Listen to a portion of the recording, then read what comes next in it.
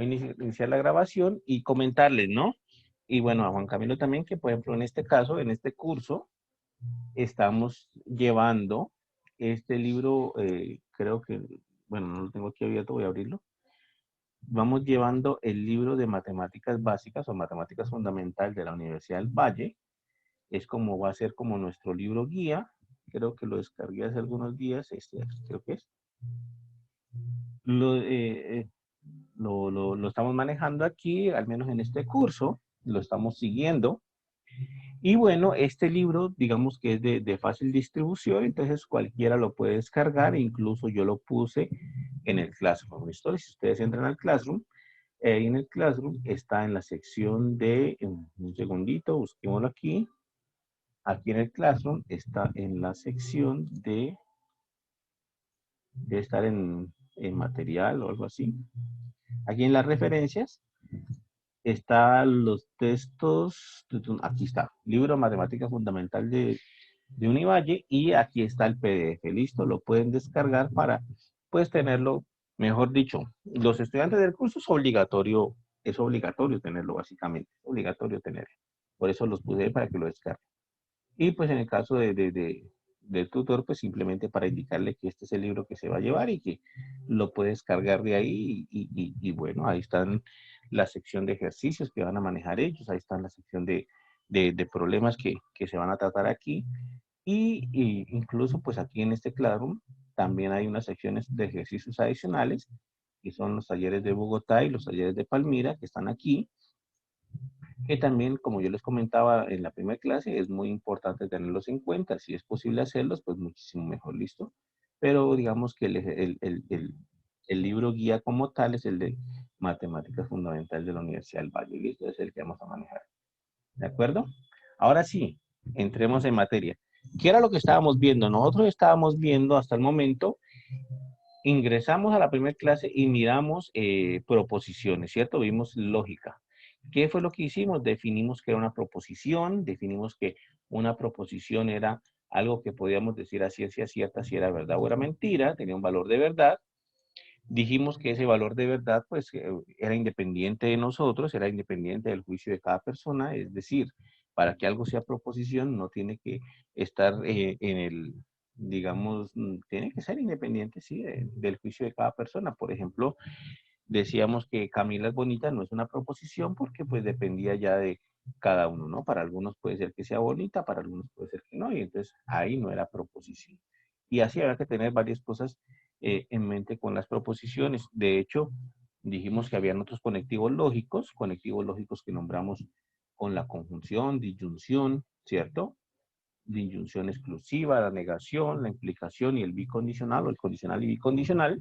Y para cada uno de ellos hicimos tablitas de verdad. Hicimos la tablita de la verdad de la conjunción, de la disyunción exclusiva, de la negación, del condicional. Y el condicional básicamente dijimos que era el más importante de todos, porque entenderlo pues no era tan sencillo.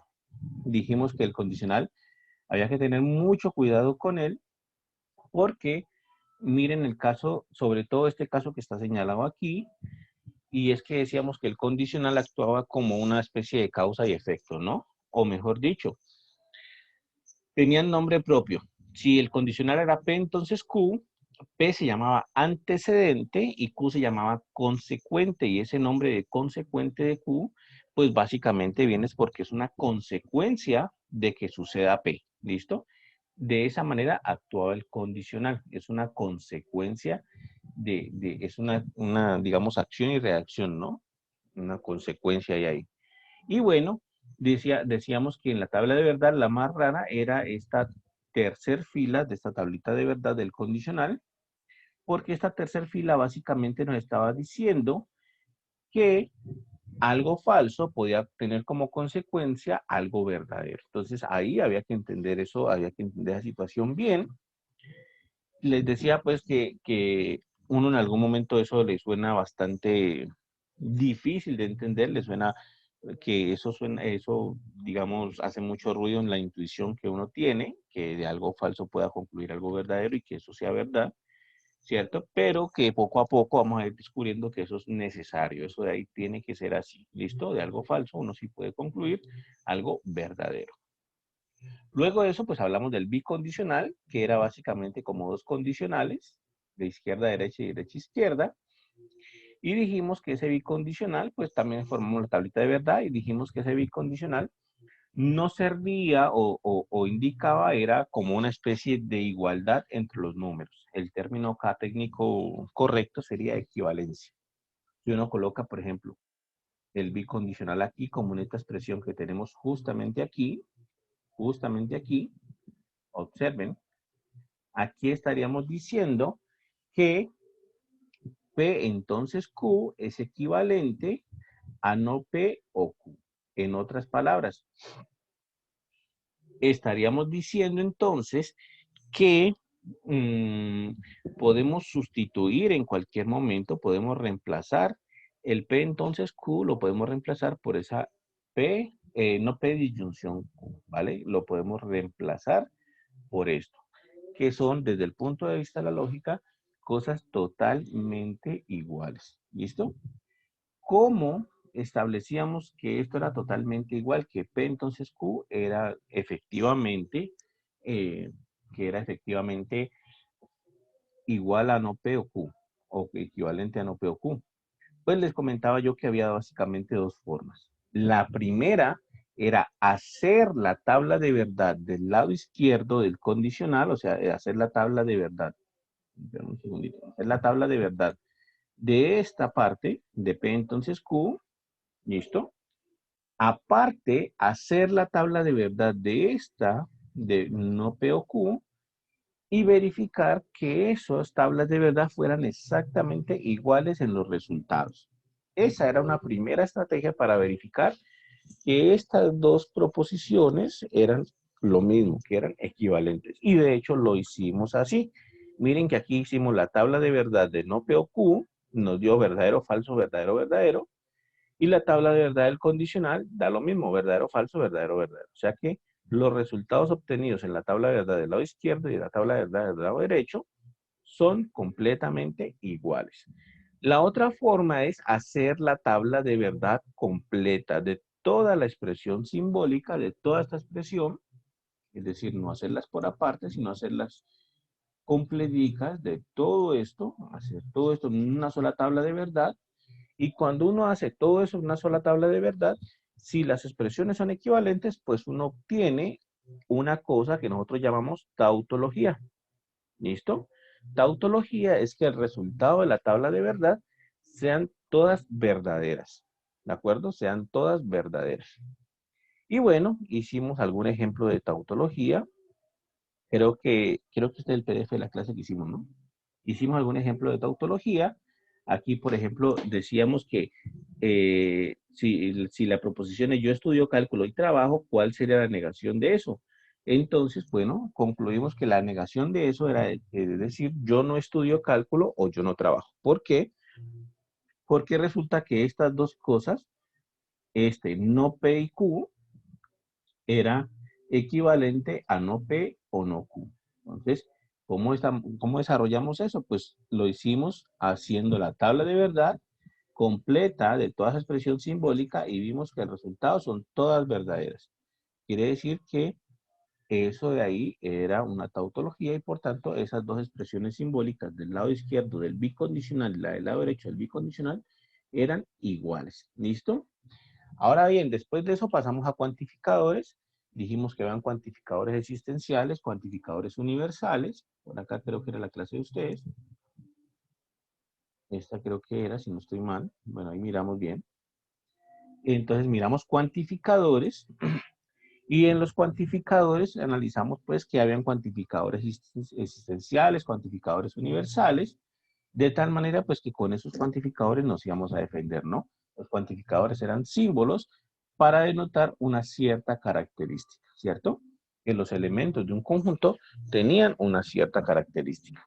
Y bueno, aquí nosotros hicimos algunos ejemplos, que por ejemplo x cuadrado más 3, pues nosotros podíamos colocarlo en un cuantificador existencial, que existían x que pertenecen a R, tales que q de x, es decir, que x cuadrado más 3 fuese verdad, y sí, en efecto, existen x igual a menos 2 y x igual a 2. Y así hicimos bastantes ejemplitos con respecto a los cuantificadores. ¿Listo? Luego, ahí terminamos pues la clase como tal. Ahí estábamos terminando el asunto. Luego dimos una explicación más o menos charladita, más o menos habladita, de qué es lo que uno entendía como una demostración matemática. Entonces, eso lo dimos hablado, tomamos pues el libro, este libro de matemática fundamental, y nosotros dijimos pues que básicamente en la matemática era muy importante la demostración, porque era establecer que un resultado pues es cierto. Y una vez que uno establece que el resultado es cierto, pues esa certeza, ese resultado va a durar, de hecho, para toda la eternidad. Eso no tiene cambios. ¿Listo? Eso no tiene cambios. Teoremas que estamos utilizando hoy en día fueron demostrados hace más de 2000 años, hace 2500 años, igual los seguimos utilizando hoy, ¿vale? Es así el asunto. Resulta pues que cuando uno quiere demostrar en matemáticas, pues tiene como tres estrategias para demostrar, digamos, tiene como tres estrategias. Y la primera es conocida como el método directo. En el método directo, nosotros queremos, bueno, igual siempre queremos demostrar algo de la forma P, entonces Q, es decir, siempre queremos demostrar un condicional. Si sucede P, si pasa P, entonces debe pasar Q. Pero en el método directo decíamos que era muy difícil a veces llegar desde P hasta Q en un solo paso, ¿listo? Sino que en el método directo, pues lo que uno hace es ir dando pasitos. Uno dice, bueno, supongo que tengo P, supongo que P es verdadera, y entonces P me implica una cosa, más adelantico me implica otra cosita, que le llamamos P1, y esa cosa pues no es la que uno quiere llegar, no es Q, pero pues es un paso que uno va dando, ¿listo? Y de peso 1 implica otra cosa que es peso 2 y así sucesivamente hasta llegar a lo que uno quiere demostrar. Ahora hacemos como un ejemplito de esto.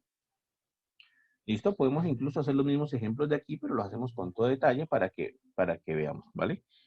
En el método de contrarrecíproco, uno entonces tiene que demostrar P entonces Q, y entonces uno puede ser que algunas veces demostrar P entonces Q sea muy difícil, sea muy complicado y muchas veces pasa así. Entonces uno no demuestra P entonces Q, sino que demuestra una expresión equivalente a P entonces Q, que es no Q entonces no P. Este no Q entonces no P es equivalente a P entonces Q. ¿Qué quiere decir eso? Lo mismo que decíamos hace rato, que si hago la tabla de verdad de P entonces Q y hago la tabla de verdad de no Q entonces no P, esas dos tablas de verdad van a tener resultados completamente idénticos. ¿Listo? ¿O qué más quiere decir eso? Que si yo pongo toda esta expresión completa de izquierda a derecha, completica en una tabla de verdad y hago esa tablita de verdad, la lleno, al final, el resultado de esa tabla de verdad es una tautología. Son todos verdaderos. ¿Listo? Entonces, eso es lo que quiere decir que utilicemos el contrarrecíproco, pues es lo mismo que tener P entonces. Entonces, P entonces Q es lo mismo que tener no Q, entonces no P. De hecho, creo que hasta les hice un ejemplo al respecto. Creo que hasta les hice un ejemplo al respecto. Que les dije que si teníamos la de siempre, ¿no? Si Marta es caleña, entonces es colombiana. A ver, por aquí tal vez lo puse en algún momento. Por aquí entonces lo puse en algún momento. Bueno, no recuerdo dónde lo puse, pero el asunto es que si Marta es caleña, entonces es colombiana, es lo mismo que tener que si Marta no es colombiana, entonces no es caleña. Son, desde el punto de vista de la lógica, cosas completamente iguales. ¿Listo? Tener si Marta es caleña, entonces es colombiana, es lo mismo que tener que si Marta no es colombiana, entonces no puede ser caleña. ¿Listo? Y finalmente, bueno, teníamos otro método que era reducción al absurdo. Reducción al absurdo. Que en el reducción al absurdo, pues era un poquito más complicado porque uno supone que lo que quiere demostrar es falso. Supone que aquello que quiere demostrar es falso y bueno, tiene que llegar a algo que no tenga sentido. ¿Listo? Tiene que llegar a algo que no tenga sentido. Entonces, esa es la de reducción al absurdo. Y finalmente el método del contraejemplo, que les comentaba pues de manera charladita que Básicamente se refería a que si nos dicen que tenemos algo matemáticamente y que creemos que sea cierto, que tengamos, digamos, que creamos que sea verdad, ¿cierto? Pero, hay una pequeña duda por ahí, pues el método del contraejemplo es buscar un ejemplo donde aquello que queramos demostrar, pues no se cumple. Si nosotros ubicamos un ejemplito donde aquello que se quiera demostrar no se cumple, pues bueno, ahí estaríamos encontrando un contraejemplo. ¿Listo? Entonces vamos a tratar de hacer algunos ejemplitos o de hacer los mismos ejemplitos de aquí como para entender bien cómo es que funciona este método. ¿Listo? Entonces, por ejemplo, aquí dice, vamos a querer demostrar esto. El producto de dos números impares es impar. Entonces, voy a colocarla aquí ahora sí. Ya estamos grabando, sí. Listo. Entonces, esto es lo que queremos demostrar. ¿Vale? El producto de dos números impares es impar. Entonces,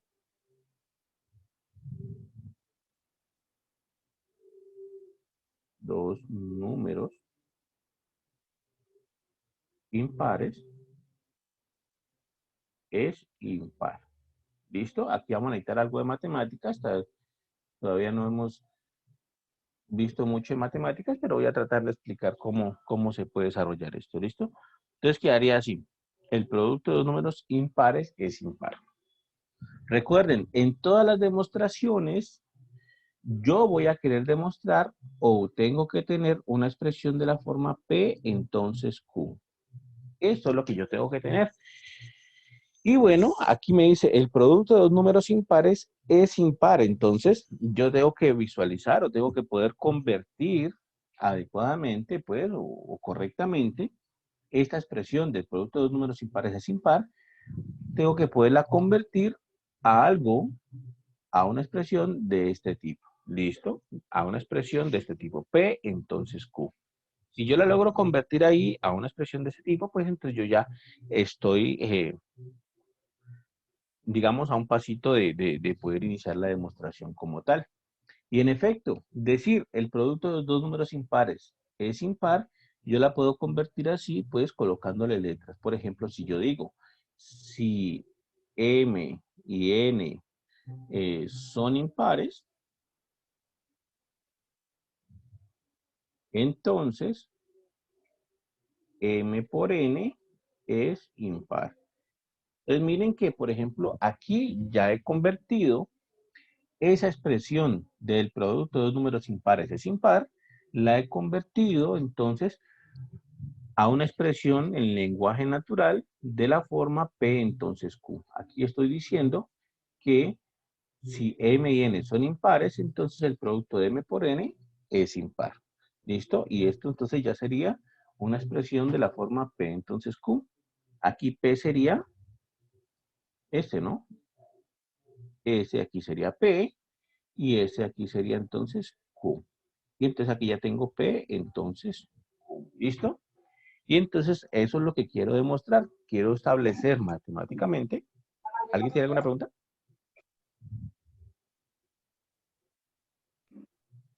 ¿Alguna duda, muchachos? ¿Alguna pregunta?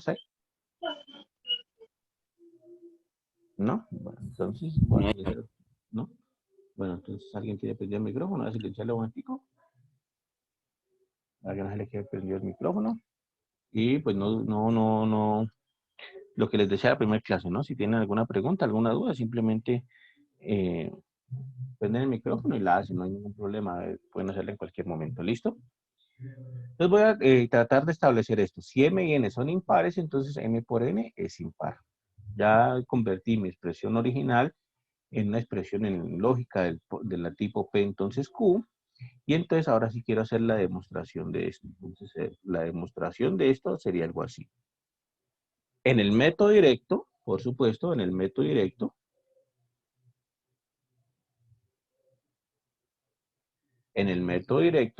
sería algo así. Para el método directo, eh, voy a suponer que P es verdadera. Voy a asumir que P es verdadera. Voy a asumir que yo tengo dos números, M y N, y que efectivamente esos dos números son impares. Entonces, para el método directo, yo asumo que P es verdadera. ¿Listo? Entonces, yo digo, en efecto, sean M y N impares. Entonces, ya estoy asumiendo que P es verdadera. Y como les dije, pues no puedo sacar de una vez que Q sea verdadera, sino que en el método directo, pues es ir dando pasitos. De que esos números sean impares, yo debo poder concluir otra cosa y otra cosa y otra cosa, de tal manera que me vayan llevando al camino de establecer de que efectivamente el producto M por N es impar. ¿Listo? Al final de cuentas, pues, ¿qué hago yo? Entonces, al final de cuentas dice, vamos a suponer que M y N son impares. ¿Listo? Entonces, ¿qué significa que M y N sean impares? Que M y N sean impares significa que ellos tienen esta forma. Entonces, voy a escribirlo por aquí. M es de la forma, por ejemplo, 2 a la K más 1, por ejemplo, 2 por K más 1. Y N es de la forma 2 por L más 1. ¿Por qué puedo concluir esto? L más 1. 2L más 1. ¿Por qué puedo concluir esto? Como les dije, aquí vamos a necesitar un poquito de matemáticas, pero pues, no, esto no lo hemos visto. Sin embargo, pues lo voy a utilizar y les voy a explicar un poquito. Voy a concluir esto porque todo número impar yo lo puedo ver de la forma 2 por algo más 1. Imagínense un número impar cualquiera. Voy a tratar de hacer un paréntesis aquí. Imagínense un número impar cualquiera. Supongamos, yo que sé, 101, supongamos. Entonces, ese 101 yo lo puedo ver como de la forma 2 por algo más 1. 2, en este caso, 2 por 50 me da 100 más 1. ¿Listo? 2 por 50 más 100, 2 por 50 me da 100, más 1 me da efectivamente 101. Si yo hago, por ejemplo, 233, cualquier número impar, entonces yo lo puedo ver de la forma 2 por, en este caso, creo que es como 115, tal vez, ¿cierto? 116, tal vez, más 1. 2 por 116, 116 por 2 me da 232. Sí, creo que sí. 232 más 1, 233. Entonces, todo número impar yo lo puedo ver como 2 por una constante más 1. Y eso es efectivamente lo que estoy utilizando aquí. Por eso estoy diciendo que como M y N son impares, yo los puedo ver de la forma 2 por una constante K más 1 y 2 por otra constante L más 1. No puedo utilizar la misma K porque pues nada me asegura o nada me asegura de que esos dos números M y N sean iguales, ¿cierto? Entonces, efectivamente, 2, M nos da 2 por K más 1 y N nos da 2 por L más 1. ¿Listo? Ahora bien, observen. ¿Qué implica esto entonces? Implica lo siguiente. ¿Qué implica esto? Voy a colocar este aquí, implica sencillo. ¿Qué implica esto? Implica que si yo multiplico M por N, que es lo que estoy buscando, ¿cierto? Lo que estoy buscando es el producto de M por N. ¿A qué me da igual? Me da igual a 2 por K más 1 por 2 por L más 1. ¿Listo? Miren que lo que yo estoy buscando es el producto de M por N. Eso es lo que yo quiero demostrar que es impar. Entonces, en algún momento debo introducir ese producto. Y pues aquí fue justo lo que hice. Introduje el producto de M por N y yo ya sé que M es 2K más 1 y que N es 2L más 1. Entonces, ahí lo reemplacé y me queda así. Y entonces yo comienzo a operar. Miren que aquí, ¿esto qué implica? Que M por N es igual a qué. Entonces, puedo comenzar a operar todo esto que tengo acá en los paréntesis. Entonces, incluso puedo hacer la ley distributiva aquí. Recuerden, ley distributiva es multiplicar todos con todos. Multiplico 2K por 2L, 2K por 1, 1 por 2L y 1 por 1. Aplicar ley distributiva es multiplicar todos con todos. Entonces, hago eso. 2 por K por 2 por L, me quedaría así. 2 por K por 2 por L. ¿Listo? Voy a hacerlo paso a paso para que quede un poquito más claro. Ahora, 2 por K por 1 me da 2 por K. 2 por K por 1 es el mismo 2 por K. 1 por 2 por L me da 2L, es el mismo. Y 1 por 1 me da 1. ¿Listo? Ahora bien, sigo. ¿Esto qué implica? Esto implica que M por N es igual a ¿qué? 2 por K por 2 por L me da de hecho 4KL. Más 2K no lo he modificado, más 2L no lo he modificado, más 1. ¿Listo? Ahí resolví entonces esa distributividad de ahí. ¿Y esto qué implica? Esto implica que M por N es igual a ¿qué? Aquí puedo factorizar un 2. 2 de qué va a ser factor.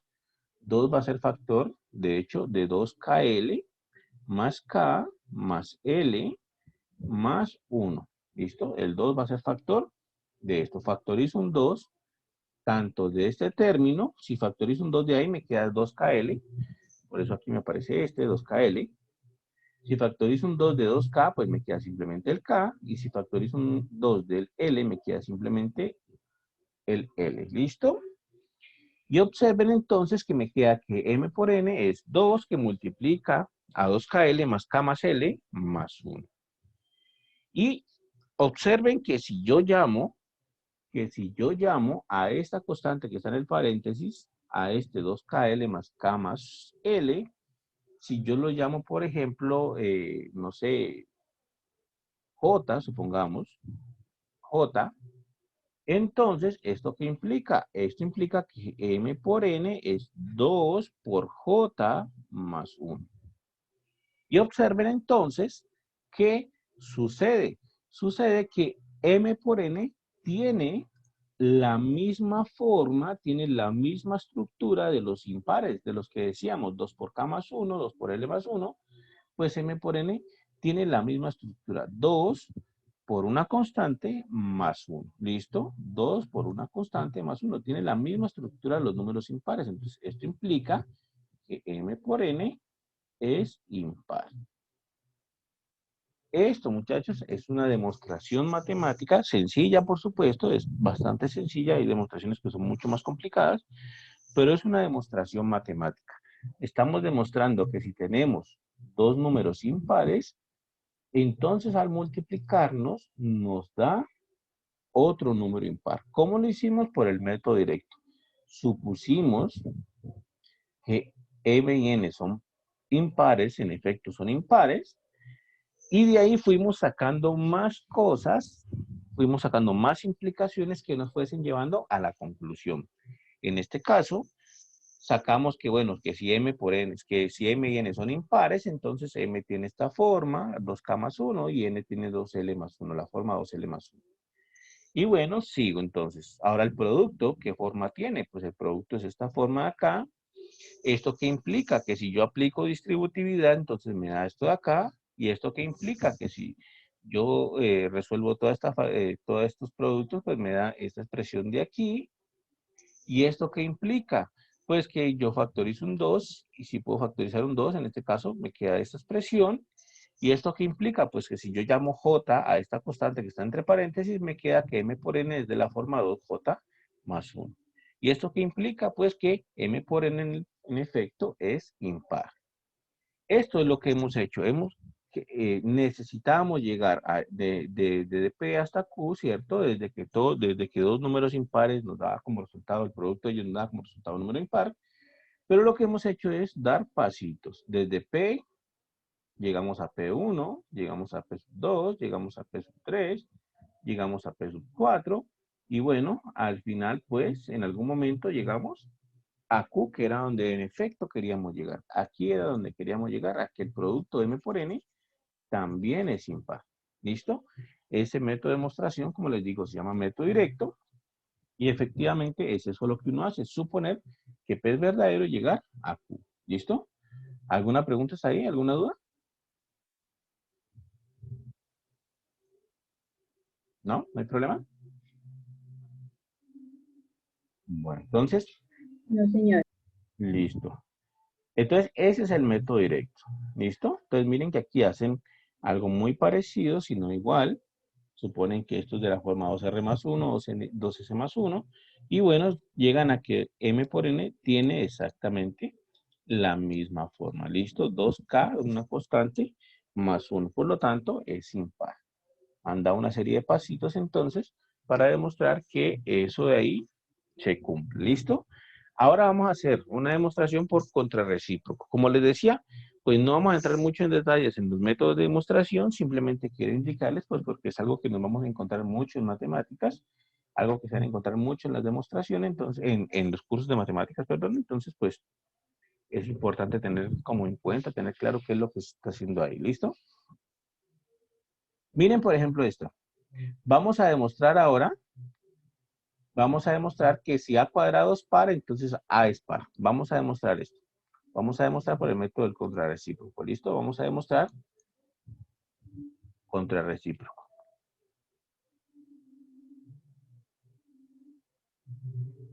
Vamos a demostrar que si a cuadrado es par, entonces a es par. ¿Listo? Que si a cuadrado es par, entonces a es par. ¿Listo? Eso es lo que vamos a demostrar. Ahora bien, ¿qué es lo que hay que decir aquí?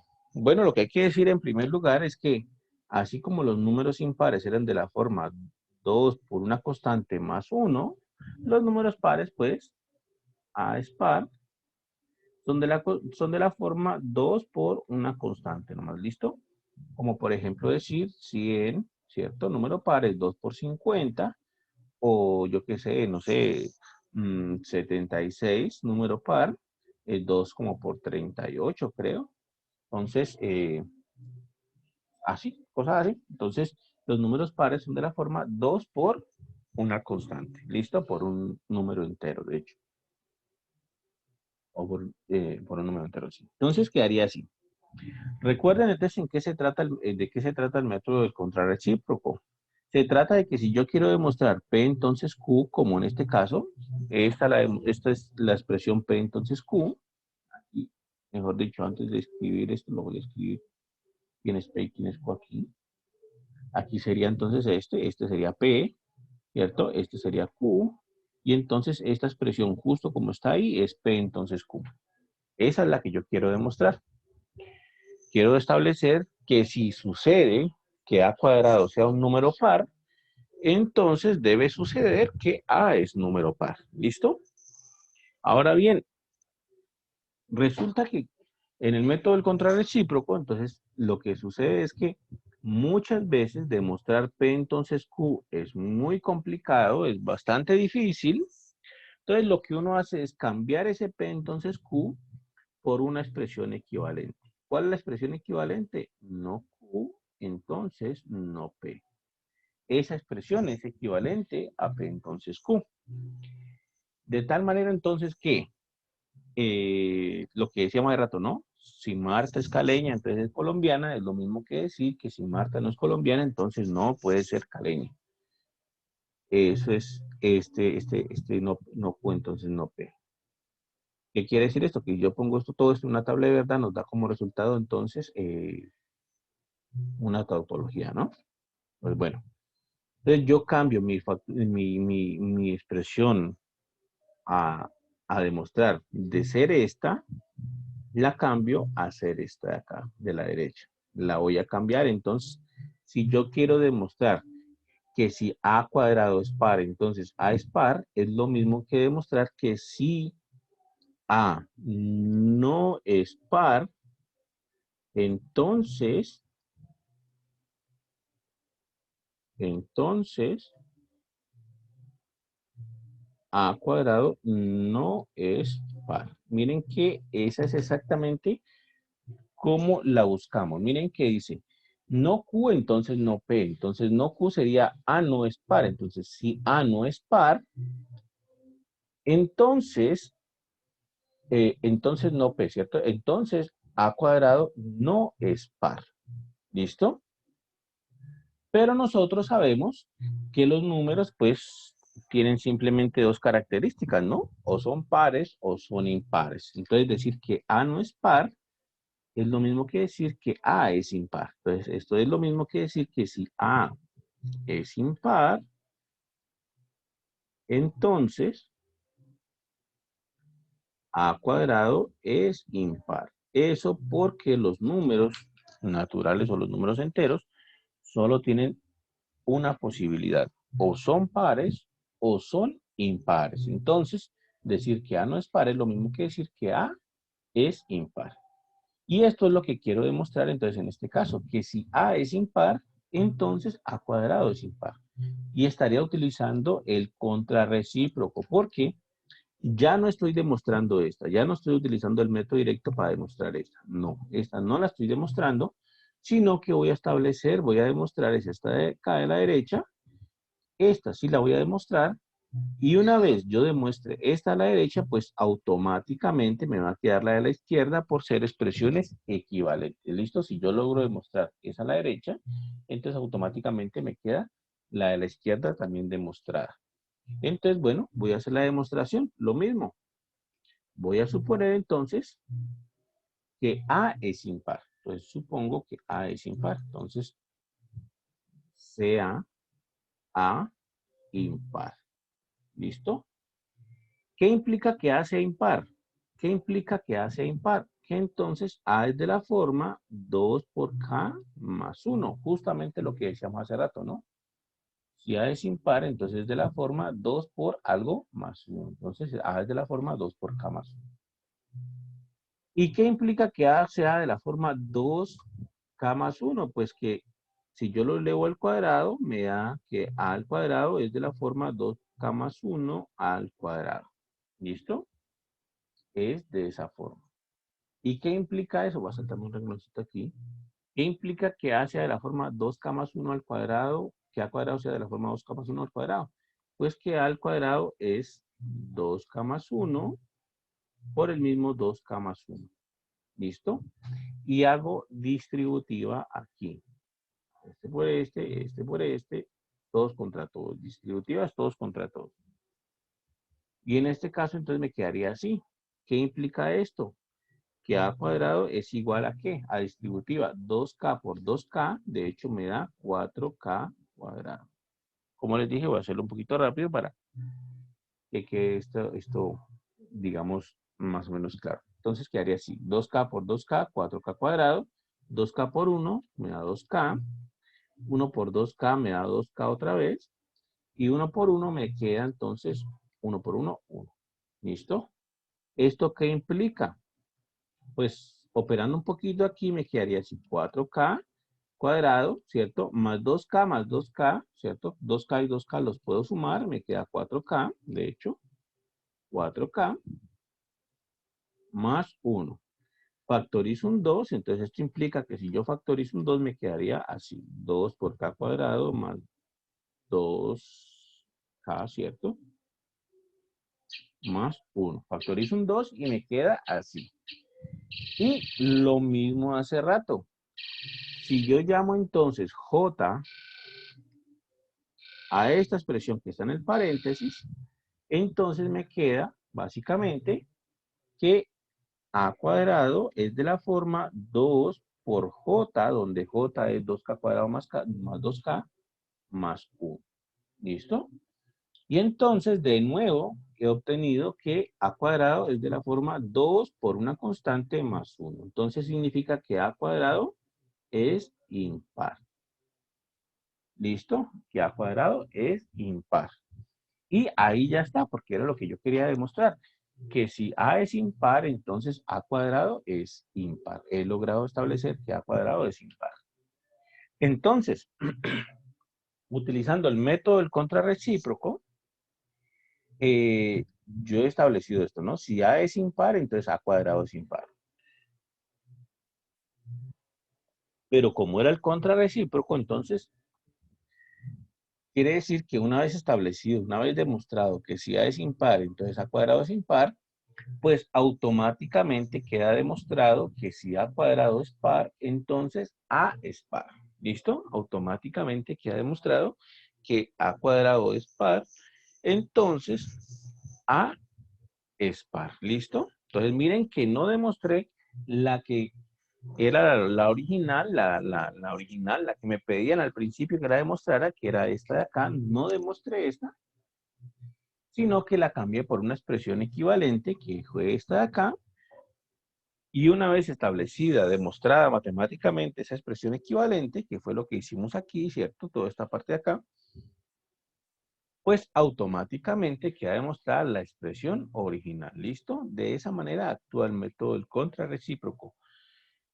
¿Por qué se utiliza este método o digamos qué ventaja tiene? Pues lo que les decía hace rato. Muchas veces cuando uno quiere demostrar algo en matemáticas, resulta que el método directo no es tan sencillo utilizarlo.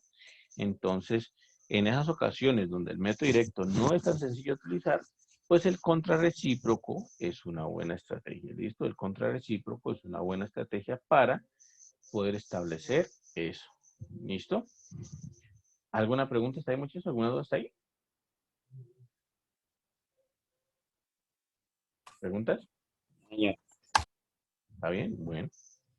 Entonces, ese sería el método del contrarrecíproco. Como les digo, esto se van a encontrar en sus carreras de ingeniería varios cursos donde hacen muchas demostraciones, pues es bueno ir familiarizándose un poco, ¿listo? De hecho, en el texto guía hay unas demostraciones en la sección de ejercicios, unas demostraciones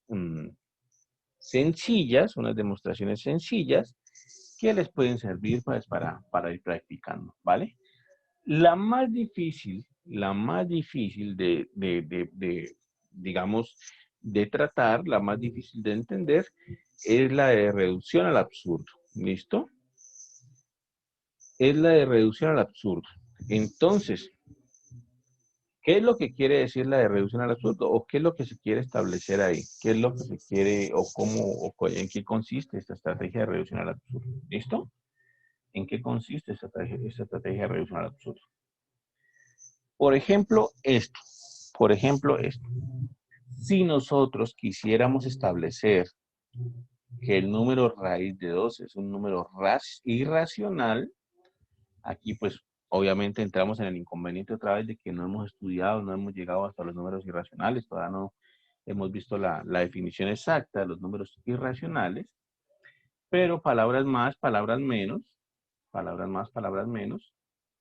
un número irracional, por aquí lo voy a colocar, un número irracional, ¿cierto? Es un número que tiene infinitos decimales, con infinitos decimales, tiene infinitos decimales, ¿vale? Que no se repiten periódicamente. ¿Qué quiere decir eso?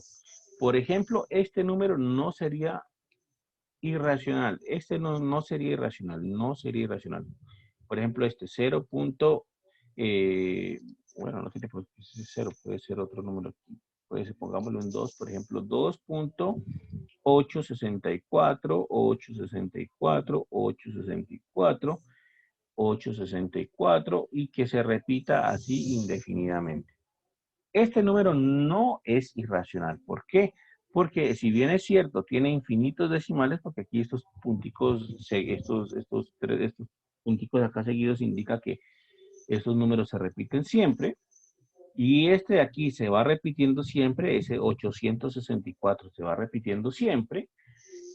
Quiere decir entonces que ese número de ahí es un número con infinitos decimales, pero periódico. O sea, tiene un número que se repite en los decimales de manera periódica y entonces ese número no es irracional.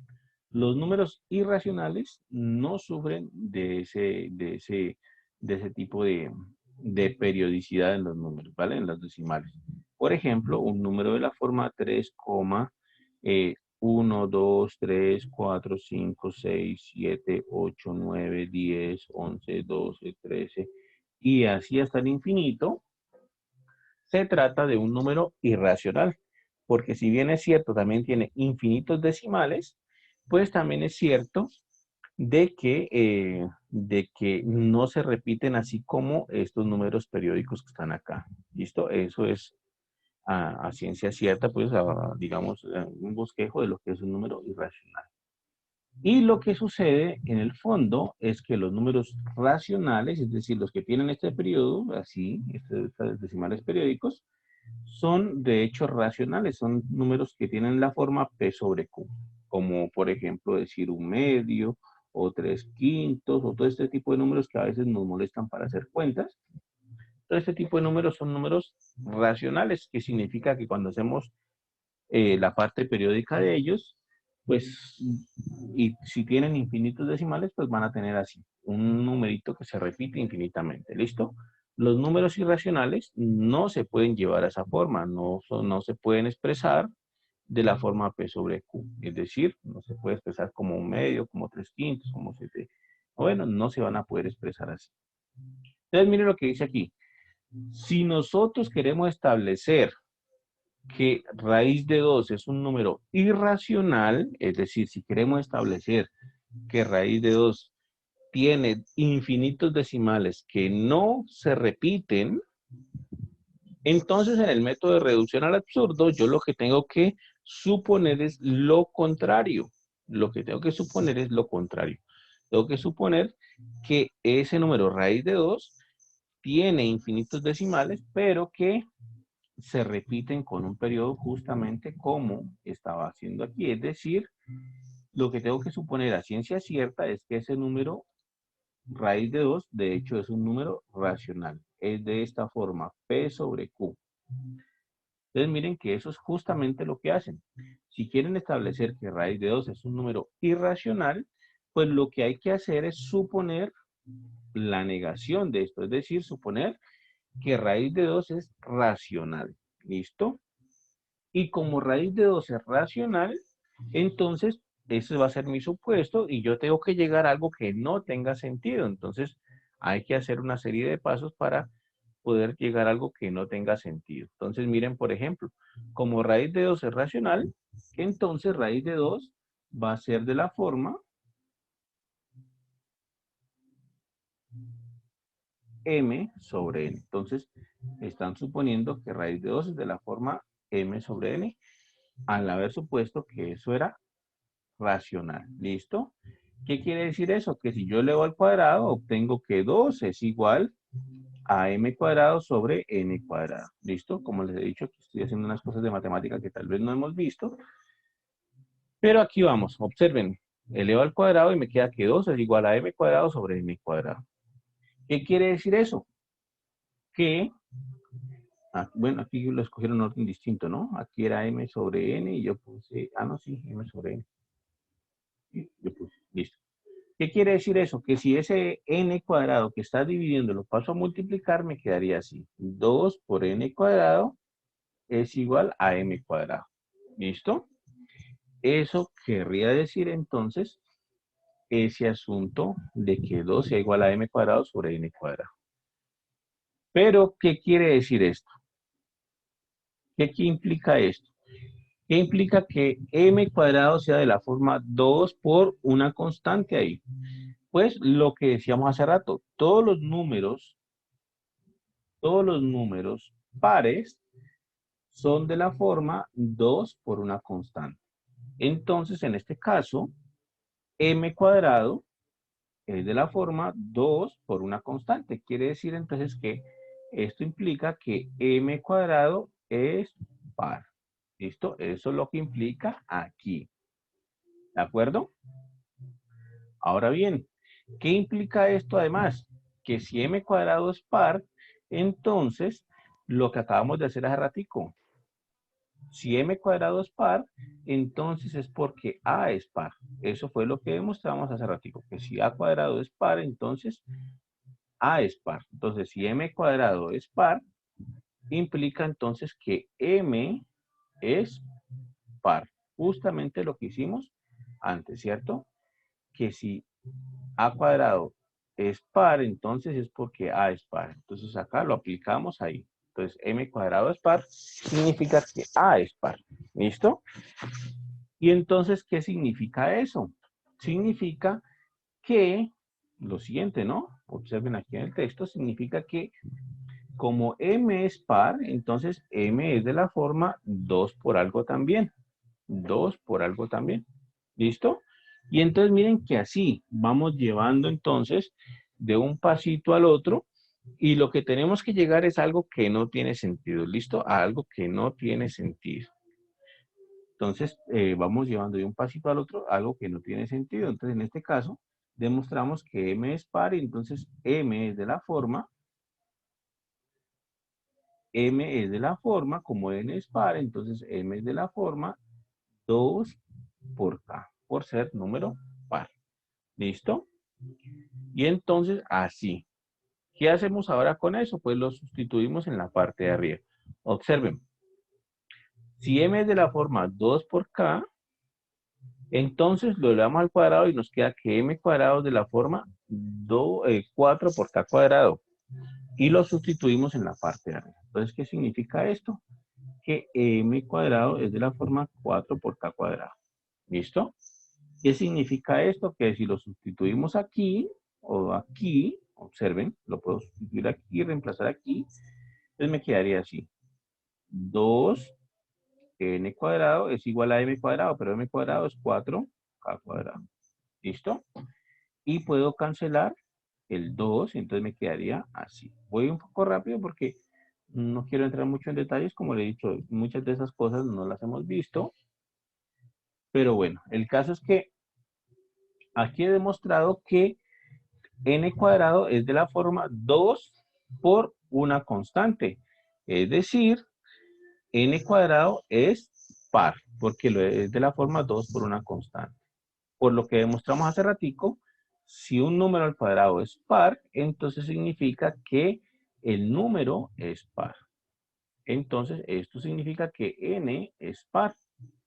Y bueno, ahí ya estamos cerca de lograr una contradicción o de lograr algo absurdo. ¿Listo? De lograr algo absurdo.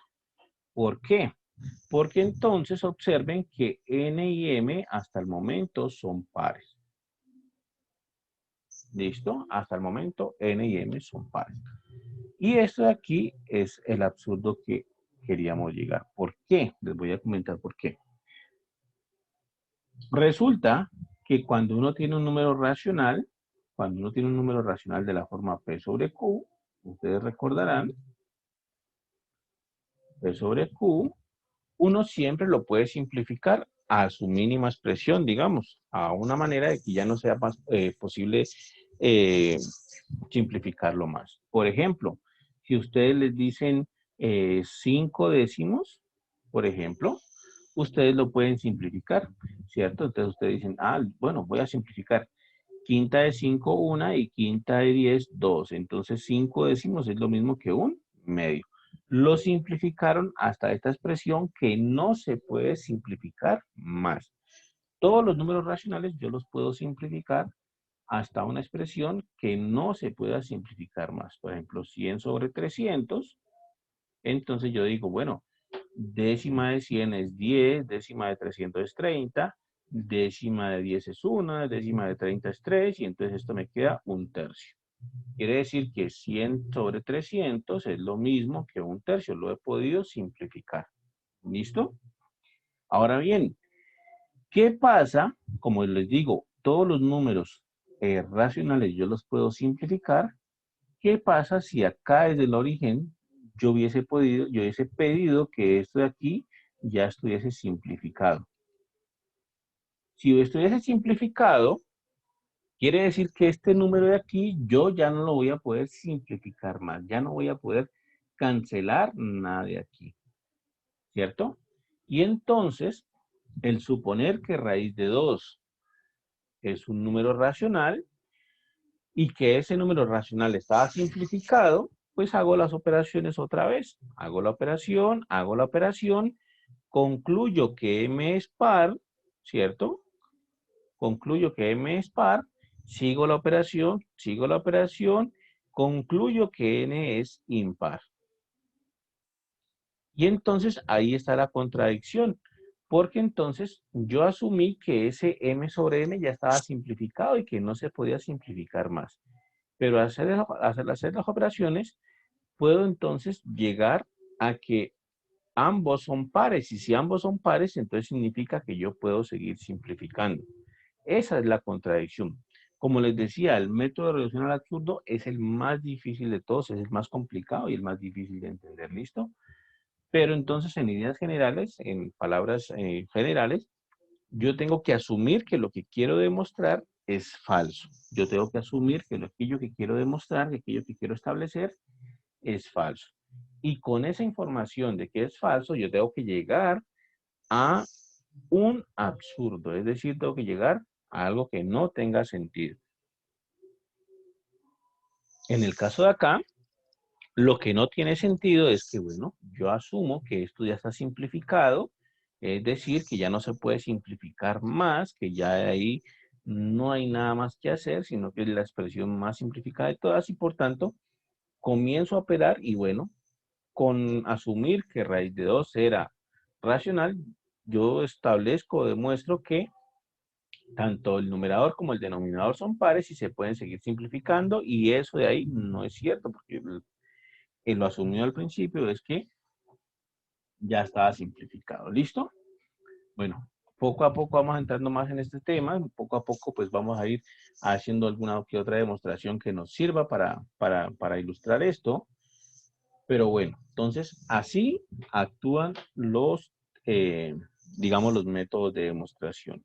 El método directo, donde asumimos, ¿cierto? En el método directo, asumimos que, bueno, queremos demostrar algo de la forma P, entonces Q, entonces asumimos que P es verdadera, damos una serie de pasitos y llegamos a que efectivamente Q tiene que ser verdadera. ¿Listo? Que Q es una consecuencia de P. En el contrarrecíproco, nosotros tenemos que demostrar P entonces Q, ¿cierto? Eso es lo que queremos demostrar, P entonces Q, pero pues en algunas ocasiones es difícil. Luego entonces lo cambiamos el problema, no demostramos P entonces Q, sino que demostramos es no Q entonces no P, que es una expresión equivalente. Y esa expresión equivalente pues la establecemos, la demostramos, hacemos una serie de pasos para demostrarla, hicimos esa demostración y bueno, una vez establecida la expresión equivalente, pues yo ya puedo establecer que P entonces Q es verdadera, que eso de ahí se cumple. Y en el método de reducción al absurdo es el más complicado de todos porque entonces asumimos que lo que queremos demostrar es falso. ¿Listo? Asumimos que lo que queremos demostrar es falso. Y asumiendo que lo que queremos demostrar no se cumple, pues tenemos que buscar la manera de llegar a algo que no tenga sentido. En este caso asumimos que raíz de 2 era racional y que por tanto se podía expresar como un número racional así, m sobre n simplificado ya. Y bueno, asumiendo que raíz de 2 es de esa forma, yo puedo llegar a que en efecto se puede seguir simplificando y eso no fue lo acordado al inicio. Entonces ahí llegué a algo absurdo. ¿Listo? Esos son como los 3 métodos de demostración que hay. Como les digo, el método del contraejemplo que dice acá es básicamente buscar un ejemplo en donde lo que queremos demostrar supuestamente no se cumple. Por ejemplo, si nos dicen demostrar que todo número primo es impar, pues nosotros nos acordamos que, por ejemplo, existe el número 2, que el número 2 es un número primo y que ese número primo pues es par.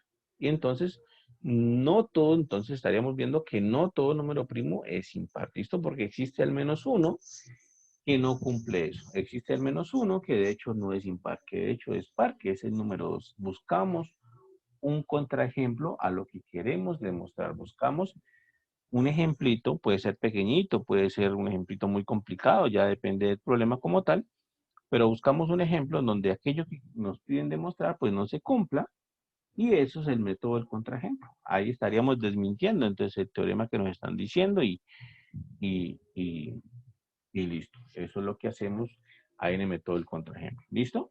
Muchachos, como les decía, la idea no es entrar mucho en estos temas, la idea es que poco a poco lo vamos a ir descubriendo cuando vamos haciendo algunas demostraciones sencillas a medida que avance el curso, pero era dar un bosquejito de la idea de cómo es que actúa esto, cómo funciona esto, de qué se trata el método directo, de qué se trata el método del contrarrecíproco, de qué se trata el método de reducción al absurdo. Estos métodos son bastante utilizados, bastante sí, utilizados, podríamos decir, en el mundo de las matemáticas y seguramente nos lo vamos a encontrar mucho durante los cursos que tengamos listos, sobre todo los que estudian ingenierías, se encuentran mucho este tipo de métodos, ¿vale? Para alguien que estudie, por ejemplo, matemáticas puras, pues bueno, todo hay que demostrarlo en matemática pura y bueno, eso hay que enseñarse a hacer eso, porque en matemática pura todo se demuestra, absolutamente todo lo que uno quiera hacer se demuestra. ¿Listo? ¿Alguna pregunta hasta ahí, muchachos? ¿Alguna duda? ¿Alguna pregunta? ¿No? ¿No hay problema? No, Bueno, profe. listo. Entonces, como les digo, poco a poco vamos a ir viendo ejemplos, más ejemplos de esto, de los métodos de demostración. Tal vez aquí en conjuntos apliquemos algún par de métodos de estos. La idea es, pues, que vayan sabiendo esta demostración se hizo por método directo, esta demostración se hizo por contrarrecíproco y básicamente eso, ¿listo? Con el tiempo, pues nosotros vamos a ir aprendiendo a demostrar nuestras propias cosas y esa es la parte más difícil. Cuando uno aprende a demostrar, es porque realmente está entendiendo todo el asunto, toda la teoría, ¿listo? Ahora bien, vamos entonces a pasar ahora sí al tema legal, el tema que pues debería haber sido esta clase, que es el tema de conjuntos. ¿Listo? El tema de conjuntos debería ser el tema central de esta clase. ¿Y qué es este tema de conjuntos o qué es un conjunto? Pues hay que definir exactamente lo que es un conjunto. Entonces, vamos a colocar por aquí conjuntos. De hecho, en la clase que tengamos ahora de 4 a 6, que es la clase taller, ahí vamos a ver unos ejemplos de cómo negar proposiciones. Miren que a veces negar proposiciones no es tan sencillo, pero ahí vamos a dar unos ejemplitos de cómo negar proposiciones. ¿Listo? Ahora, ¿qué es lo que entendemos por conjuntos o qué es lo que hay que decir en conjuntos? En conjunto, lo primero que quiero decir es que los conjuntos, usualmente, la manera, digamos, normal de notarlos es con letras mayúsculas. Nosotros podemos colocar A, B, C, D, E y las letras que queramos, pero la manera, digamos, usual, la convención para denotar, para llamar a los conjuntos es por las letras mayúsculas. ¿Listo? Y los conjuntos van a tener unas cositas que se llaman elementos. Y los elementos usualmente se denotan por letras minúsculas. Entonces, hay que tener claridad en eso. Esto va a ser para conjuntos, letras mayúsculas, y las letras minúsculas usualmente van a ser para los elementos. ¿Listo? Ya vamos a explicar eso de elementos, ya vamos a explicar qué es todo eso, pero pues es importante dejar clara la notación de una vez. Entonces, letras mayúsculas para conjuntos, letras minúsculas para elementos, que son básicamente lo que va a estar dentro de los conjuntos. ¿Listo? Ahora bien, ¿qué es un conjunto? ¿Qué es un conjunto? Por definición, un conjunto es una colección de elementos, es una colección de objetos que pues, pueden tener una cierta característica. Por ejemplo, digamos, escribamos aquí un conjunto, por definición, es una colección de elementos. ¿Listo? De elementos. ¿Vale? Un conjunto básicamente es eso, una coleccioncita de elementos. Por ejemplo, pues ejemplos muy sencillos, no sé, por ejemplo, conjunto A, que sea el conjunto de los números desde el 1 hasta el 10. 1, 2, 3, 4, 5, 6, 7, 8, 9 y 10. ¿Listo? Bueno, voy a ahorrar el 10. Entonces, no, es por ahí. Ya, aquí ya se fue ahí el 10. Entonces, por ejemplo, A sería el conjunto de los números 1, 2, 3, 4, 5, 6, 7, 8, 9 y 10. Entonces aquí, bueno, hay otra cosa que aclarar con los conjuntos, ¿no? Aquí, mire, observen, A está para el nombre del conjunto, este se llama conjunto A, entonces este es el nombre del conjunto, ¿listo? Y para escribir estos conjuntos o para escribir los elementos que hay en el conjunto mejor, los elementicos que hay, yo he puesto estas llavecitas aquí. Estos son los delimitadores de los conjuntos, ¿listo?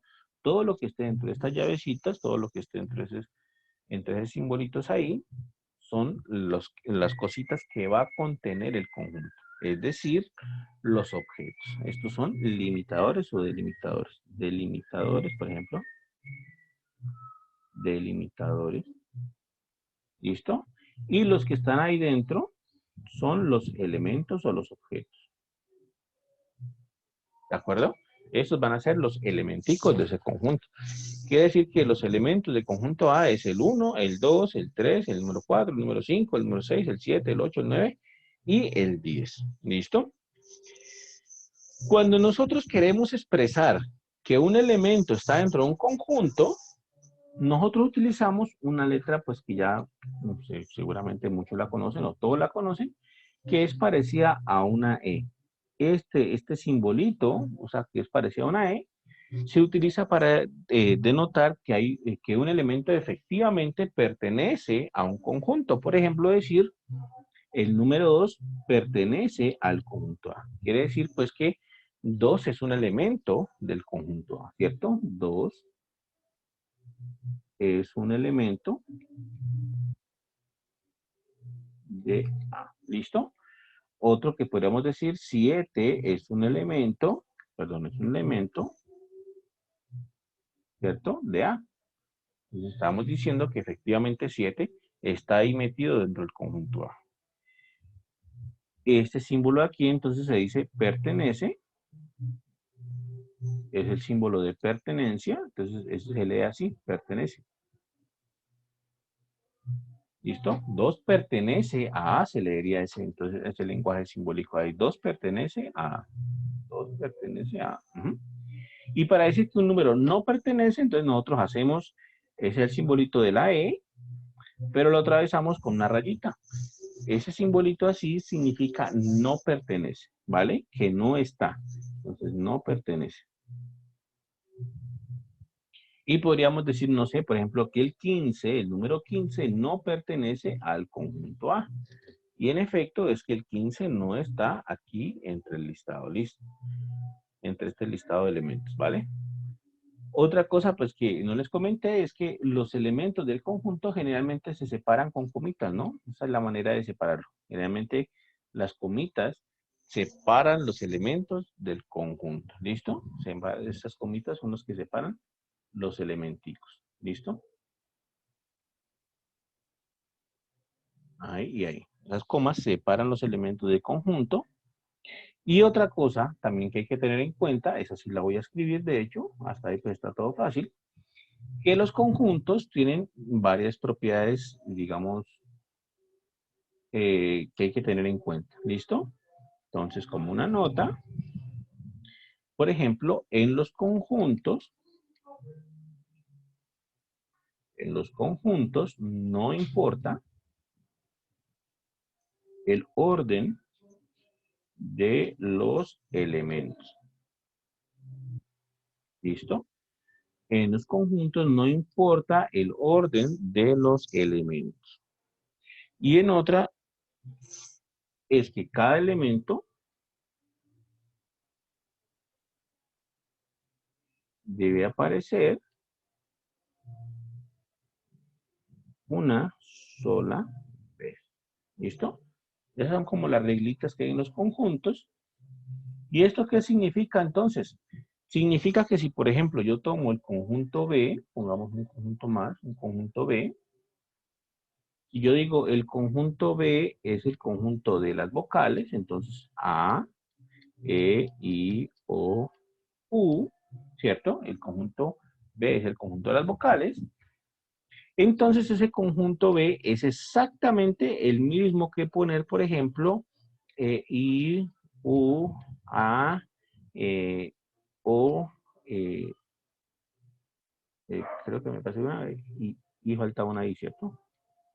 A, E, I, O, U. Listo, por ejemplo este. El conjunto B, A, E, I, O, U es exactamente el mismo que colocar E, U, A, O, I. Porque en los conjuntos no importa el orden en que aparezcan los elementos. Al conjunto no le importa en qué orden aparecen los elementicos que tienen. ¿Listo? Esa es una situación que hay que tener en cuenta ahí.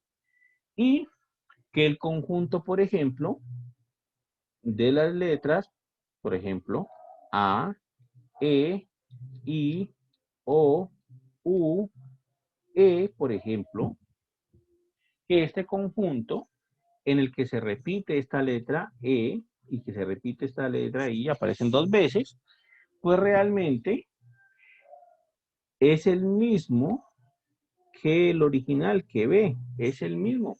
Así se repita esa letra E ahí una vez, así se repita una vez, pues el conjunto no entiende eso, el conjunto no le importa eso. Para el conjunto, como esta E es igual a esta de acá, como ese elemento de ahí E es igual al elemento final E que está en la última posición, el conjunto dice, pues yo no entiendo eso, a mí eso no me interesa, esta de acá o la otra, cualquiera de las dos, la puedo eliminar sin ningún problema y dejar solamente una, ¿listo? Dejar solamente una. Entonces el conjunto no entiende cuando elementos se repiten y no entiende de orden. Entonces el conjunto A, E, I, O, U es lo mismo que el conjunto E, U, A, O, I y es lo mismo que A, E, I, O, U, E. Es exactamente lo mismo. ¿Listo? Esas son como las reglitas de los conjuntos para que lo tengan en cuenta. ¿Vale? Ahora bien, uno puede formar conjuntos tan complicados como uno quiera. ¿Listo? Entonces miren que aquí hacen la anotación. Por ejemplo, aquí están diciendo I pertenece a A, Z no pertenece a A, ¿vale? Z no pertenece a A, todo este tipo de cosas. Entonces, les comentaba, uno puede hacer conjuntos tan complicados como uno quiera, tan difíciles como uno quiera. Por ejemplo, puede hacer conjuntos de otros conjuntos. Eso también es posible. Por ejemplo, voy a colocar un conjunto C que sea conjunto y que contenga otro conjunto ahí metido. Por ejemplo, algo así. Que C sea el conjunto de el número 1, por ejemplo. Número 1. Número 2. Que C sea el que tenga como elemento otro conjunto. Entonces delimito acá con las llavecitas estas y coloco entonces, por ejemplo, el 3 y el 4 y el 5. Así, por ejemplo. Entonces, ese conjunto C tiene, ¿cuáles son los elementos de ese conjunto C? Los elementos son el número 1, o sea, el primer elemento es un número, voy a escribirlo aquí, es un número. El segundo elemento es un número, pero el tercer elemento, que es este que está aquí, este es el tercer elemento. El tercer elemento de ese conjunto no es el 3 y el 4 por aparte. ¿Alguien tiene pregunta, muchachos? ¿Alguien tiene duda? ¿No? Ah, es que alguien prendió el micrófono. ¿Cómo? ¿Alguien tiene preguntas? No. Listo. Alguien se le prendió el micrófono, entonces ya le silencié, ¿vale? Entonces, ese elementico que está aquí en la tercera posición, digamos, de este conjunto, pues en realidad se trata de otro nuevo conjunto. ¿Listo? Este elemento es otro conjunto. Y este de acá es número. Entonces, miren que ese conjunto C es un conjunto que no solamente contiene números. Incluso aquí, si me permiten ustedes, voy a hacer un pequeño cambio para que no haya confusión. Voy a cambiar entonces esos elementos. Voy a colocar, por ejemplo, un triangulito y un cuadradito. Y no ha cambiado nada ahí. Entonces, en ese conjunto C, nosotros tenemos el primer elemento es el número 1. El segundo elemento que aparece ahí es el número 2. Pero el tercer elemento es el conjunto formado por un triangulito y un cuadradito. Y el cuarto elemento que aparece ahí es un número, que es el número 5. ¿Listo? O sea que ese conjunto en particular, pues es un poquito más complicado que los anteriores. Uno de sus elementos es un conjunto y bueno, eso complicó ya un poquito el asunto. ¿Listo? Eso hay que tenerlo en cuenta. Nosotros podemos formar conjuntos tan complicados como queramos, tan difíciles como queramos. ¿Listo? Profe, una pregunta. Claro. En ese caso, ¿el conjunto de los triángulos y el cuadrado adquiere otro nombre o sigue con el mismo nombre de la C? Tiene otro nombre, adquiere otro nombre. Entonces, nosotros hubiésemos podido llamar, por ejemplo, el conjunto Z, que sea el del triángulo y el cuadrado, ¿cierto?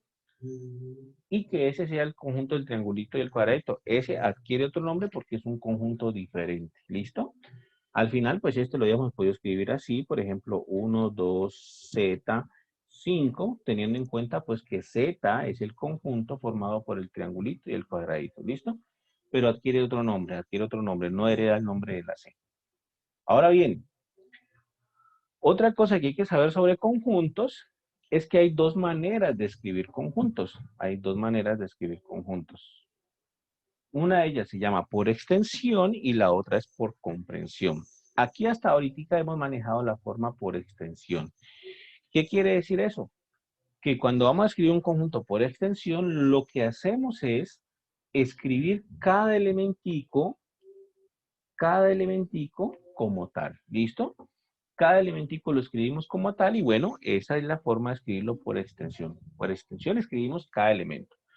Por comprensión, lo que hacemos es colocar una cualidad o una característica que cumplan esos elementos, Por ejemplo, voy a hacerlo acá. Voy a escribirlo aquí, el mismo conjunto B, recuerden, el conjunto B era las vocales, ¿no? Entonces, A, E, I, O, U, esto es por extensión, ¿cierto? Está anotado por extensión, es decir, he listado cada elementico por aparte, pero la otra manera es por comprensión. ¿Y por comprensión qué hago? Lo que voy a hacer es dar una característica que tienen esos objetos. Entonces, por ejemplo, lo puedo escribir así, observen. Puedo escribir que el conjunto B, por comprensión, lo puedo escribir que son los X, tales que X es vocal o X es una vocal. ¿Listo? Que X es una vocal. Y este conjunto B que yo listé por extensión A, E, I, O, U, es exactamente el mismo que el que está acá abajo escrito por comprensión, que son los X, tales que X es vocal o X es una vocal. Entonces, son exactamente el mismo conjunto, solamente que son denotados o están escritos de manera distinta. Esto es por comprensión. ¿Por qué se inventó esto de comprensión y por qué se inventó, bueno, por qué se inventó esto de comprensión? Básicamente porque pues pueden haber conjuntos de muchísimos elementos, ¿no? Pueden haber conjuntos de muchísimos elementos. Si, por ejemplo, el conjunto, si yo les dijera, consideren el conjunto de todos los estudiantes de la Universidad Nacional de Colombia, pues entonces toca comenzar a hacer un listado de absolutamente todos los estudiantes, ¿no? Si fuese por extensión. Entonces, por ejemplo, aquí está, yo no sé, Fernando, Juan David, Catherine. Entonces, si el conjunto de, fuese el listado de conjunto de todos los estudiantes de la Universidad Nacional de Colombia, pues entonces toca comenzar a escribir Ingrid, listo, no sé, Harold, eh, y bueno, todos los estudiantes, ¿listo? ¿Cuántos estudiantes son? Miles, más de 30.000. Y bueno, entonces se vuelve un problema comenzar a escribir por extensión. ¿Listo? Se vuelve un problema. Pero entonces si hacemos por comprensión, pues todas estas personas que yo nombraba aquí comparten una misma característica, ¿no? Comparten la característica de ser estudiantes de la UNAM. Entonces, el mismo conjunto de, yo lo puedo escribir como el conjunto de los X, tales que X es estudiante, ¿cierto? De la UNAM y listo. Entonces, por comprensión, me tomó un rengloncito, por extensión, me hubiese tomado años tal vez escribir los 30.000, 40.000 nombres que hay en los estudiantes de la Nacional. ¿Listo? Entonces, esa es la cuestión, por eso se inventó lo de comprensión. Ahora bien, aquí dijimos que por comprensión era listar una característica de los objetos que tienen esos conjuntos, ¿no? Pero pues en general no tiene por qué solamente ser una característica nomás, pueden ser varias características, ¿listo? Pueden ser varias características, pueden ser que tenga 2 características, 3 características, 4 características, entonces puede que tenga muchísimas características y no hay ningún inconveniente con eso. Por ejemplo, si el conjunto E puede ser el conjunto de los estudiantes de la Nacional que tuviese, no sé, cabello negro, piel blanca, entonces ahí ya tiene 2 características, ¿no? Entonces sería como que bueno, al menos 3 características. Entonces, el conjunto E, dijimos, estudiantes de la nacional, ¿cierto? Entonces sería los X tales que X es estudiante de la nacional, ya sabemos, de UNAL, pongámosle nomás, ¿cierto? X es estudiante de la UNAL y X tiene cabello negro.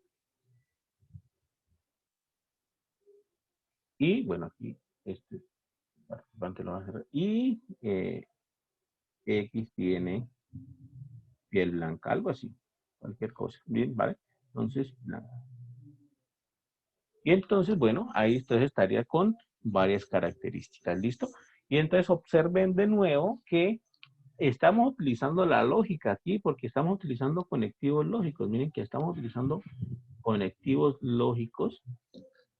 Y bueno, entonces ahí se van mezclando todos los temas, ¿listo? Ahí se van mezclando todos los temas y se va viendo que uno, para estudiar unos temas, pues necesita los temas anteriores. Aquí ya estamos utilizando la conjunción en estas características que estamos dando de ese conjunto E, que eran los estudiantes de la Nacional que tuviesen cabello negro y tuviesen piel blanca. Entonces, bueno, ahí está esta situación. ¿Listo?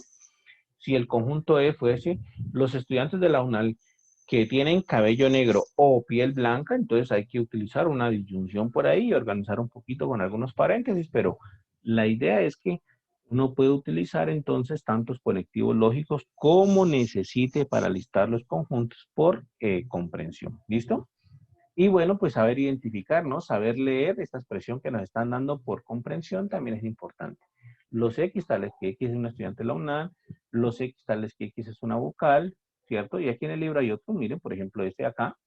Dice, por ejemplo, el conjunto B de los números 2, 4, 6, 8 y así sucesivamente está infinito, eso significan estos puntos seguidos aquí, estos puntos, sí, estos puntos seguidos aquí, 3 puntos sucesivos ahí, significa que esto continúa hasta infinito. Entonces, aquí sería por extensión, ¿no? Colocar 2, 4, 6, 8, 10, 12, 14, 16, 18, 20. ¿Cómo los podemos colocar por comprensión? Entonces, por comprensión sería los números, bueno, el conjunto B sería entonces los n que pertenecen a los naturales, al conjunto de números naturales, tales que aquí los dos punticos los reemplazan o utilizan esta barrita para los dos punticos, pero es lo mismo, tales que n es par. Entonces, es exactamente el mismo conjunto, pero dando la característica, pues, que tienen esos elementos de conjunto B, que son números naturales, pero que cumplen la característica de ser pares, ¿cierto? De ser pares. Por ejemplo, el conjunto de los habitantes o la colección de los habitantes de Cali.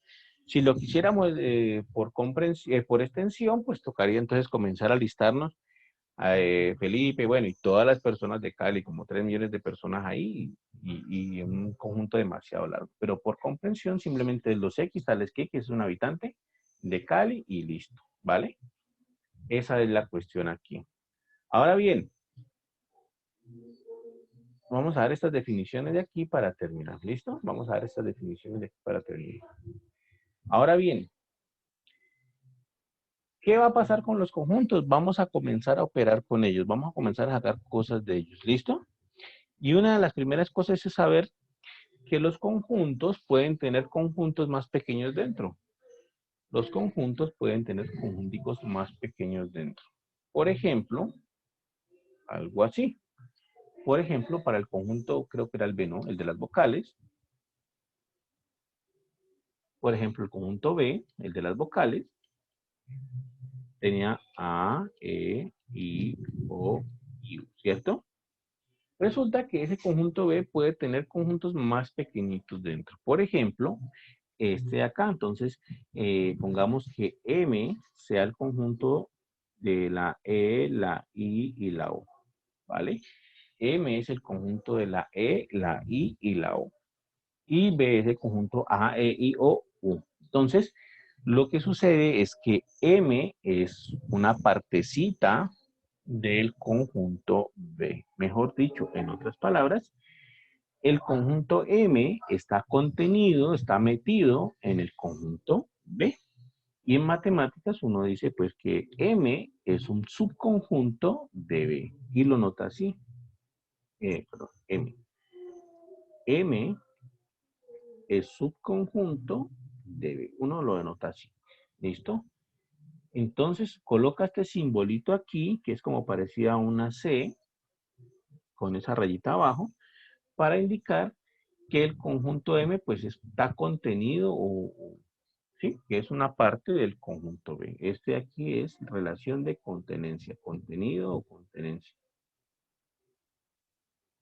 Entonces ya tenemos contenencia. Ya tenemos dos simbolitos, ¿cierto? El simbolito de pertenece y el simbolito de contenido. El de pertenece, recuerden, actúa sobre elementos. Y este actúa sobre conjuntos. El de elementos, el de la S se utiliza para los elementos y el de la C se utiliza para conjuntos. Y en este caso estamos diciendo entonces que M es subconjunto de B. ¿Listo? Ahora sí, ¿cómo definimos eso legalmente? ¿Cómo definimos eso matemáticamente? Matemáticamente diríamos así. Entonces, diríamos, por ejemplo, A y B, supongamos. Entonces, diremos que A es subconjunto de B, diremos que A es subconjunto B y lo denotaremos así, eh, perdón, escribámoslo en palabritas y ahora le colocamos la notación. Diremos que A es subconjunto, escribámoslo mejor en palabritas, subconjunto de B denotado, ahora sí el símbolo es denotado, denotado como A subconjunto de B, ¿cierto? A es un subconjunto de B denotado por el simbolito ese que dijimos, si ocurre lo siguiente. Entonces, vamos a colocar esto que significa. Entonces, A es subconjunto de B, significa, si solo si es equivalente a decir, significa que, ¿cómo le colocamos? Creo que lo podemos colocar así. Si X pertenece a A, entonces X pertenece a B. Creo que así lo colocan acá. ¿Sí? Bueno, aquí hicieron B contenido en A, ¿no? No importa. Entonces significa esto. Miren lo que significa. Si A es un subconjunto de B, si A es un subconjunto de B, ¿sí? Significa que si hay un elemento que pertenece al conjunto A, si hay un elemento que pertenece al conjunto A, entonces, por eso el condicional, entonces ese elemento también debe pertenecer al conjunto B. Significa, A subconjunto de B significa que si hay un elemento que pertenece a A, entonces ese elemento debe pertenecer también a B. Justamente la situación que está pasando con estos dos conjuntos, ¿no? Por ejemplo, la E. La E es un elemento de M. La E es un elemento de M, ¿cierto? Y también la E es un elemento de B. ¿Listo? Lo mismo la I. La I es un elemento de M y la I es un elemento de B. Y la O es un elemento de M y la O también es un elemento de B. Entonces, aquí se está verificando que todos los elementos que tiene conjunto A, que tiene conjunto M, son a su vez elementos que tiene el conjunto B. Por tanto, entonces, M está contenido o es un subconjunto de B. ¿Listo? Eso significa que sea subconjunto de B como tal. ¿Listo? Esa es la definición exacta de subconjunto. Y bueno, otra cosa que no hemos definido hasta ahorita es qué significa que dos conjuntos sean iguales. Entonces, diremos, simplemente como para terminar, diremos que A y B son conjuntos iguales,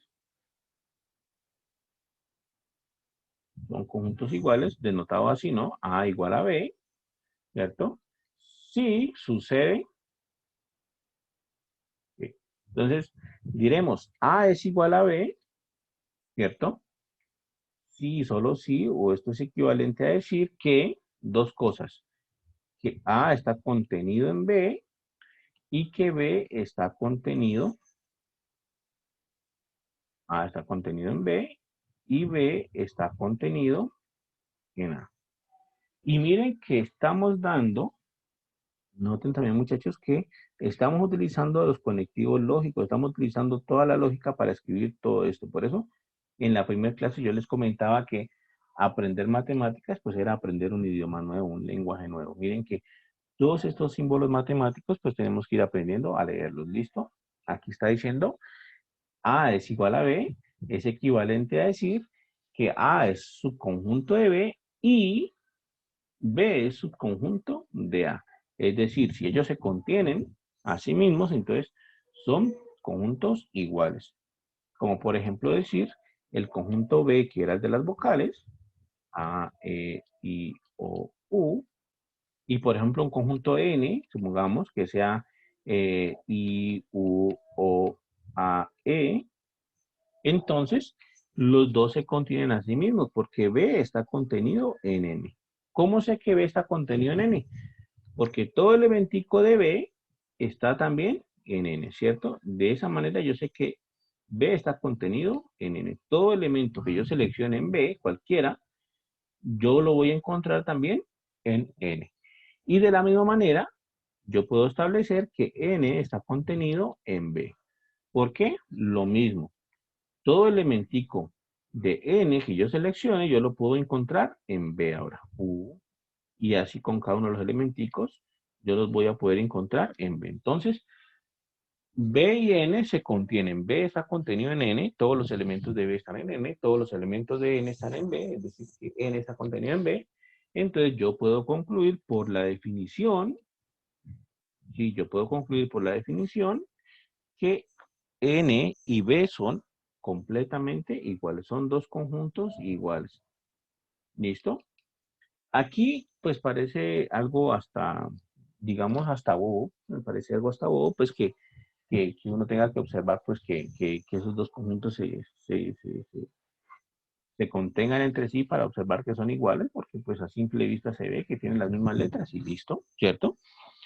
Lo que sucede es que muchas veces nos encontramos con conjuntos tan complicados que es difícil verificar los elementos como tal. Entonces es difícil verificar cada elementico como tal y en tal caso, bueno, en tal caso hay que utilizar esta estrategia de ver la contenencia. ¿Listo? Ahí hay que verificar. Solamente como en esos casos donde sea muy difícil verificar cuáles son los elementos. Muchachos, ¿dudas, preguntas hasta ahí? ¿No? ¿No hay dudas? No, profe. Bueno, entonces, dejemos hasta ahí. Ya, nos vemos ahora por la tarde, ¿no? A las 4. Ahí hacemos un par de ejercicios, unos ejercicios con respecto a lógica que quiero ilustrarles y listo, ya ahí ya nos podemos ver otra vez hasta el miércoles, ¿listo? Si no hay dudas, entonces termino la grabación